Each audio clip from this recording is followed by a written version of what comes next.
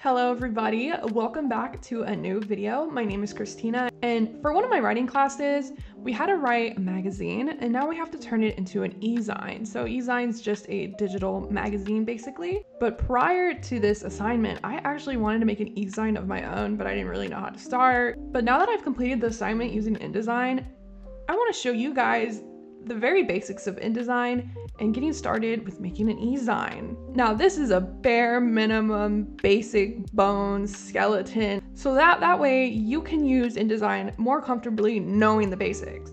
And knowing the basics can go very, very far. And let's get into it right now. So opening up InDesign, I'm gonna go over here to New File, and this new document window pops up. Right now my units are in picas. I'm gonna go ahead and switch that to inches. And right now our preset details are just gonna be that regular print size, the 8.5 by 11. I'm gonna leave it the way that is. I am going to, right here where it says pages, I want it to generate in 4 pages. So I'm just gonna have it there. And right now when I scroll to margins, the margins are important, but it's totally up to personal preference. If you want to stay within your margins, or if you want to work without the margins, totally up to you. I'm gonna go ahead and up here where it says untitled, I'm gonna go ahead and name this my e-zine, which is a woman's veil. I'm gonna type in e-zine, hit create. Now when I hit Control minus, I can zoom in, and Control plus, zoom out. So we can see that those 4 pages loaded in with the margins of 1/2 inch. Your InDesign interface might look different from mine. Mine is already set up to how I've been working with InDesign.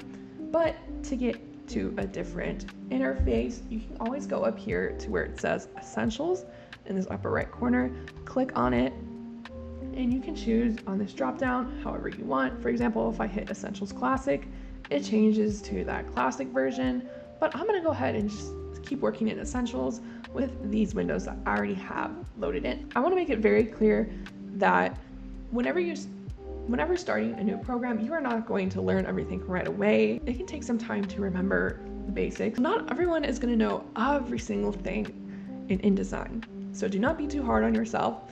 And I'm just gonna go over the basics, and these basics can go a very long way, but in no way should you limit yourself to these basics. But I'm gonna show you a really quick beginner tip. I want to load in an image for my title page. Since I know I want my e-zine to start off with a title page that is a full image, I'm going to choose that image. I'm going to open it, and right now we can see that this image is pretty big compared to the size of my page. When I want to preview my document, I can hit on my keyboard the letter W. This is what the document will look like when I save it as a PDF or whenever I print it. So having a big image is not an issue, but personally, I don't want to see that huge image when I am editing my document. I'm going to go to Rectangle tool, which is located here on the left. I'm going to draw out this box to the size of my page.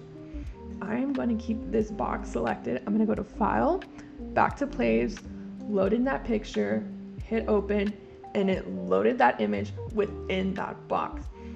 And so that box is acting as a frame. Now, sometimes images can load in with a different quality than what you saved it as. If that bothers you, you can go over here, right click, scroll down to where it says Display Performance, and hit High Quality Display. And we can see it made a little bit of a difference. So now I want to edit my image. When I click on it, whenever it selects this blue outline, it is selecting that rectangle, not the image. So I'm going to double click, and I know that it selected the image because of this orange frame. So I'm just going to click and drag just like that. So I'm just going to go ahead and add in the text of my title. I'm going to go to the text tool right here to the left, click it in and make the box pretty generous, and just type in my title. And we can see that it is the default font settings. For now, I'm going to just edit my character style right here. Choose a font that I like. Now I want my font to be visible, so I'm going to go to Fill. I'm gonna go to here, I'm gonna hit this white color so that I can see it. So now that I have edited my text, let's say I wanna move these 2 text boxes together, but I don't wanna keep moving them like this, one at a time. I'm going to select one, and then holding down the Shift key, I'm going to select the next one, and what that does is it just selects more than one thing. And I'm going to right click and hit Group. That way it groups these two text boxes together, and now I can move them around without having to do it one at a time. The next thing that I want to go over are parent pages or master pages. Now, it's going to be located up here to the right. I'm just going to hit pages, and it's going to bring me to this view. So parent pages or master pages are what the name implies. So when you edit a parent page and then you generate a page based off of that parent page, or you apply a parent page, that is applying the same format to every single page. This is useful when you want there to be page numbers, a certain title, a certain format, a certain layout. And I'm going to keep it pretty basic for you since I don't want to overload information. So for now, I'm going to leave the A parent alone since that is what my title page is on. And I'm going to go ahead and to make a new parent page, I'm going to right click and just hit new parent page.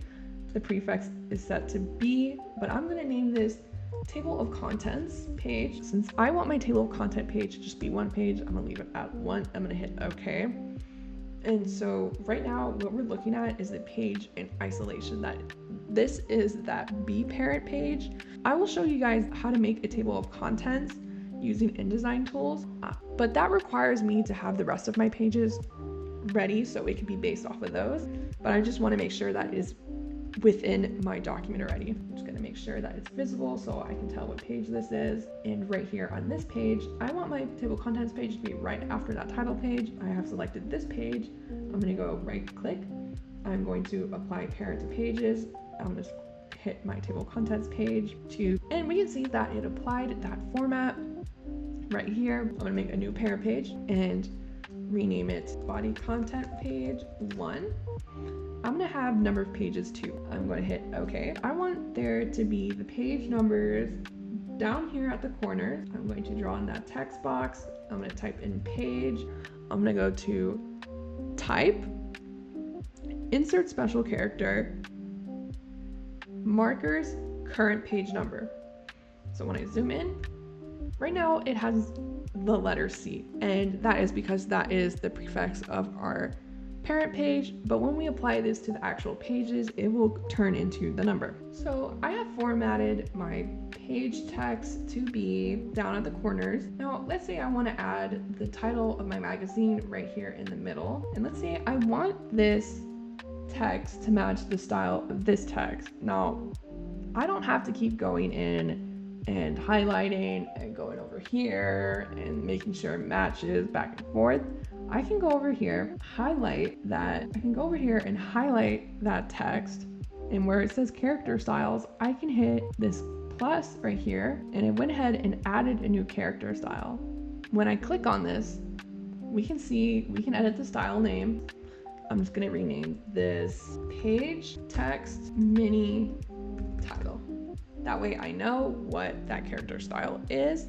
I'm gonna hit OK, and it populated right there. To match that style, I'm just gonna highlight this and I'm gonna click it, and it went ahead and automatically adopted that character style. Grids and guidelines. To create a grid, I can go up here to layout. I can do create grids. I'm gonna make sure that my preview box is checked. That way I can see what it's doing in real time before I hit OK and load that in. Here for options, I just want there to be 2 columns. So I'm gonna go over here where it says number, put in 2. So now we have that grid line. I'm going to go to pages and go to this page. Right now, the parent page A is applied to it. I'm going to apply parent to pages. I'm going to paste in my text. I'm gonna make a paragraph style. After I've formatted this text, then I want this to be the style for my headlines. I'm gonna go ahead and highlight that, add that in, and it went ahead and populated that paragraph style 1. Just like before, double click. I'm just gonna title this headlines, and now we have that text. I'm gonna go ahead and make sure that I do the same for my body text. I'm gonna add that in, go to paragraph style 1. I'm gonna title it body text. So I'm gonna go ahead and add in some more text.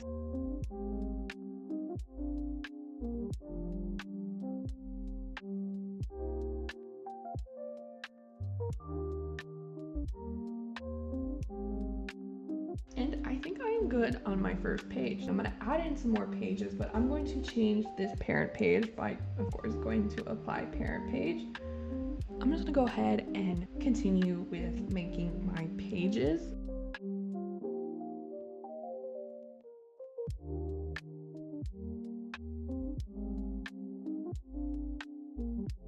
So while I'm adding in this text, I have this graphic that I don't want my text to go behind. Now that I have the image selected, I am going to go up here to where it says window. I am going to hit text wrap, and I am going to hit wrap around object shape. And now we can see that the text is now aware of this graphic and it is going around it.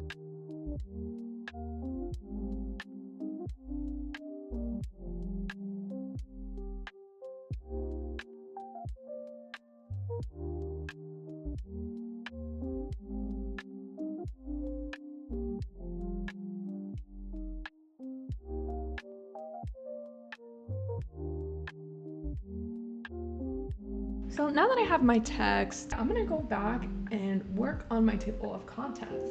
So I'm gonna go into my parent page. The thing about table of contents is that you're gonna have to edit it until you like it, but it doesn't have to be complicated. I'm gonna go up here to layout, table of contents, and right here where it says title, I can type in table of contents and then make sure it is tagged with that style. Now I threw in to include this paragraph style, which is the leading headline, but those ones are kind of big, so I'm going to throw in the headline style. I'm just going to choose right tab, hit OK, hit yes, hit OK. So we can see that this is the basic layout of that table of contents. Now if I want to go back into the table of contents and edit it, I can always just go to layout, table content styles, edit. Maybe I want it to be the headlines, but it's not reflecting in my table of contents. Now that's because I need to update the table of contents. All I need to do is go to layout, update table of contents, and hit, and there we go. So I'm gonna go back to here, and we can see that it updated already within our eZine itself.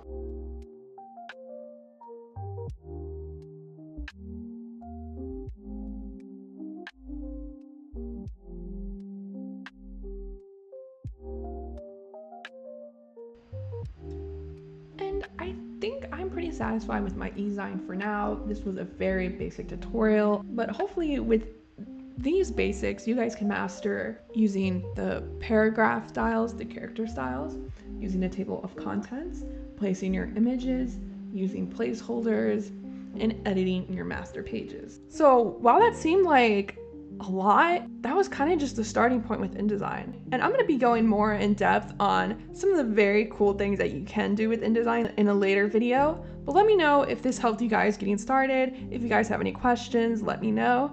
Thanks for watching, and I'll see you in the next one. Bye!